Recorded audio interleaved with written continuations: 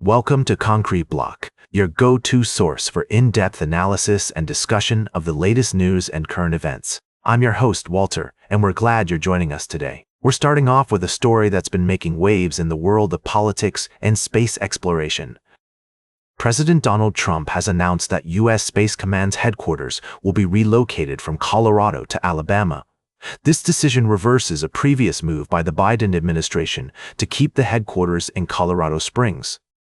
According to reports, Trump cited various reasons for this change, including the presence of NASA, SpaceX, and Blue Origin in Alabama, as well as concerns over Colorado's mail-in ballot policy.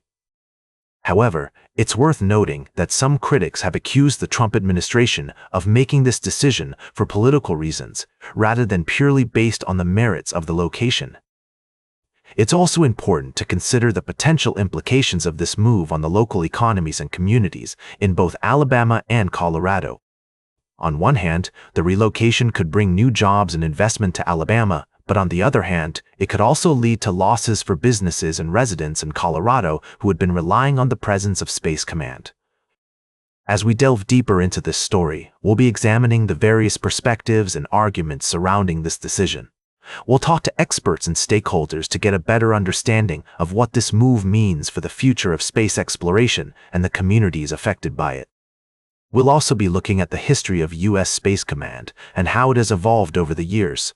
From its initial establishment to its shutdown in 2002 and then its re-establishment in 2019, Space Command has played a critical role in the country's space defense and exploration efforts. As we explore this story further, we'll be asking questions like, what are the potential benefits and drawbacks of relocating Space Command to Alabama? How will this decision impact the local communities and economies? And what does this move say about the current state of politics and space exploration in the United States?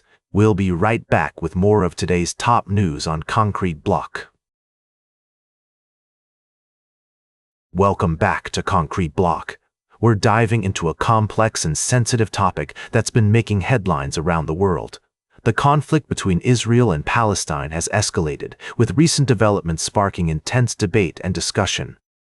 To provide context, let's take a step back and look at the situation on the ground. The Gaza Strip has been under siege for months, with humanitarian conditions deteriorating rapidly.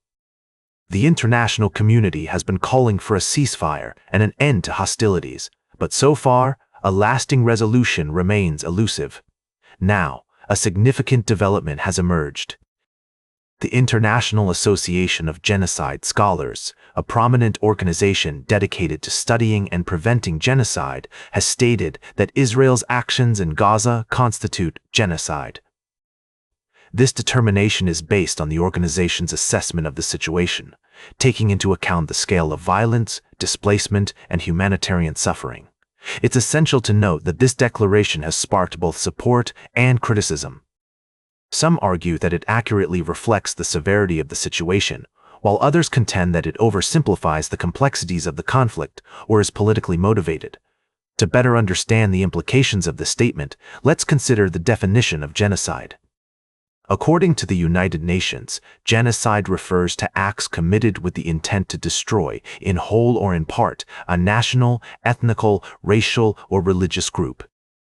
The International Association of Genocide Scholars has applied this framework to the situation in Gaza, concluding that Israel's actions meet the criteria for genocide. However, it's crucial to acknowledge that not all experts agree with this assessment. Some argue that while the situation in Gaza is indeed dire, it does not necessarily constitute genocide.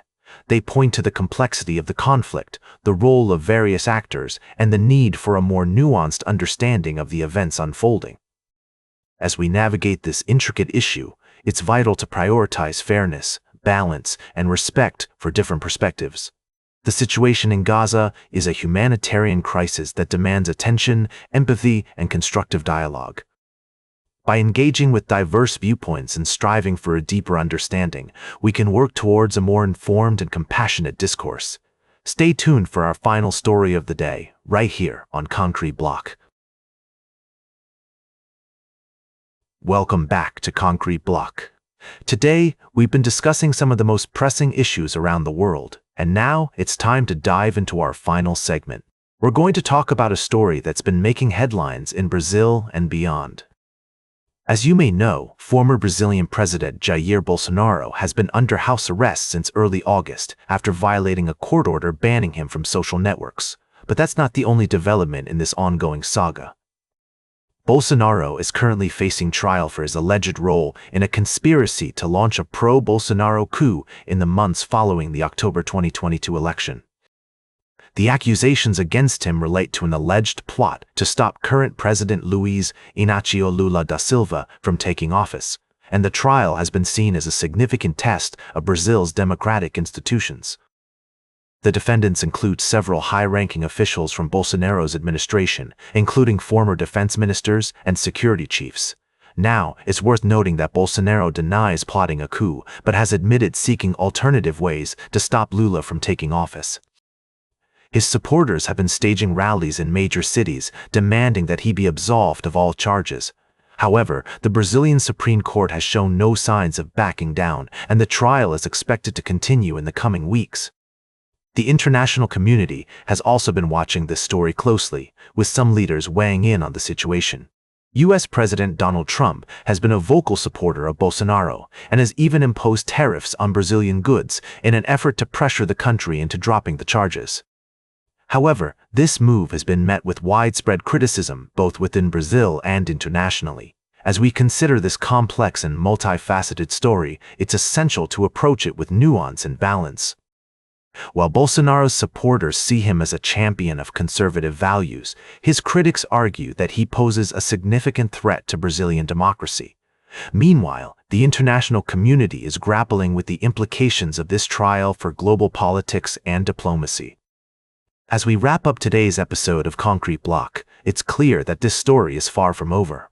The outcome of Bolsonaro's trial will have significant repercussions for Brazil, Latin America, and the world at large. We'll be keeping a close eye on developments in the coming weeks and months, and we encourage our listeners to stay informed as well. That's all for today's Concrete Block. Remember to like, share, and subscribe, and until next time, stay informed.